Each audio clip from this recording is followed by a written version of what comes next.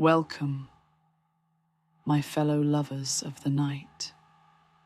Turn your lights down low and listen closely. For tonight, I take you to a place where the past still lingers, where the dead whisper in the halls. A place where some spirits never left. Let us step inside the Myrtles Plantation. There are places in this world where time does not move as it should, where the air is thick with sorrow, where the walls remember. The Myrtles Plantation is one of them. Built in 1796 in the heart of Louisiana, the Myrtles Plantation was meant to be a grand estate, a symbol of wealth, power, and prestige.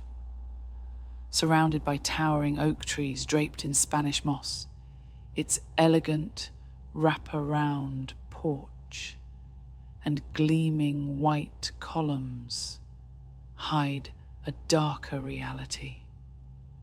A reality soaked in tragedy, betrayal, and death.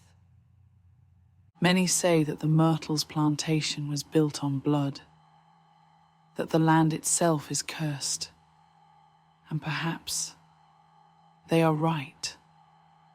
The most famous ghost at the Myrtles is a woman doomed by both cruelty and revenge. Her name was Chloe. A house slave owned by Judge Clark Woodruff, Chloe was said to be intelligent, observant, and cunning. But in a home where status meant everything, she was also powerless. According to legend, Chloe was caught eavesdropping on the family's private conversations. For this act of betrayal, Judge Woodruff sought punishment. Some say he cut off her ear, leaving her disfigured and forcing her to wear a green turban to cover the wound. Others believe he merely banished her from the house, forcing her into isolation and despair. But Chloe wanted revenge. Desperate to regain her place in the home, she devised a plan. She would prove herself useful, but at a terrible cost. One evening, as the Woodruff family gathered for a birthday celebration, Chloe prepared a special cake. She laced it with oleander, a poisonous plant that grew wild on the plantation grounds. But her plan went horribly wrong. Rather than making them sick enough to require her care, she killed them. Sarah Woodruff and her 2 young daughters died agonizing deaths within hours. Their bodies lay lifeless within the walls of the plantation, their faces twisted in fear and pain. Chloe's fate was sealed. The other slaves, terrified that her actions would bring the master's wrath upon them all, took swift action. They dragged Chloe into the yard. They hanged her from a tree on the plantation grounds. Her body was cut down and thrown into the river, but her spirit remained. Even today, visitors claim to see her.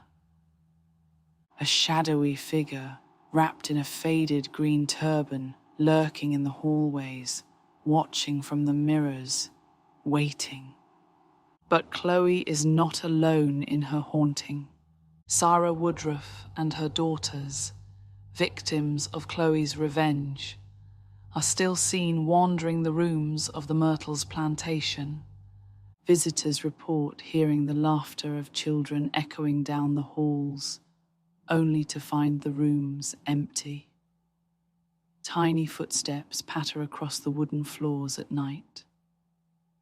And some guests wake to find a pale-faced child standing at the foot of their bed, silently watching. Some say Sarah herself lingers in the halls, still mourning her daughters, her spirit bound to the place of her tragic end. But not all spirits at the Myrtles are victims.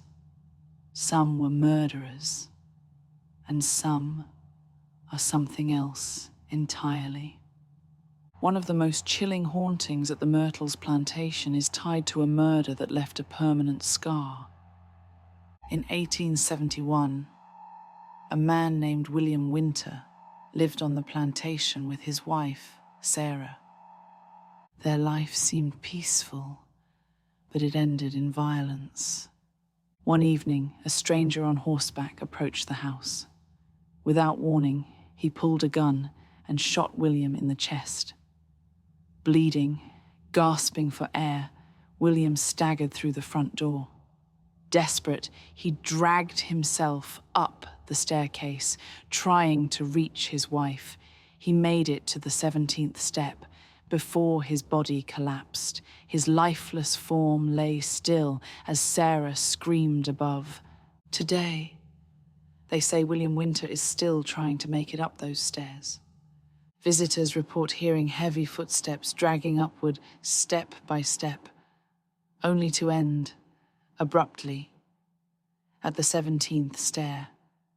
Some say his reflection appears in the plantation's mirrors, his face twisted in agony, frozen in the moment of his death, and those who look too long into the mirrors of the Myrtles sometimes see things that should not be there.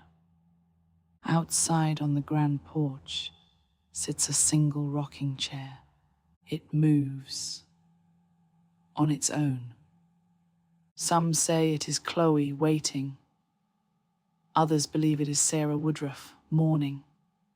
And some whisper that it is something else. Something older. Something that does not sleep. And at night, when the air is still, the chair creaks, slowly, back and forth, a silent watcher of all who enter. The Myrtles Plantation still stands, its beauty and decay intertwined. Ghost hunters, tourists, and skeptics alike come in search of the truth. Many leave with more questions than answers. But those who visit often experience something they cannot explain. Doors slam shut on their own. Music drifts from empty rooms. Mirrors reflect figures that should not be there. Some wake in the night to find a woman standing at the foot of their bed, her face obscured by a green turban. And if you should ever find yourself beneath the Spanish moss of St. Francisville, Louisiana, if you hear a soft whisper, a creak on the stairs, or see the faint outline of a woman in the mirror, watching you, do not linger, do not call out, and whatever you do, do not eat the cake.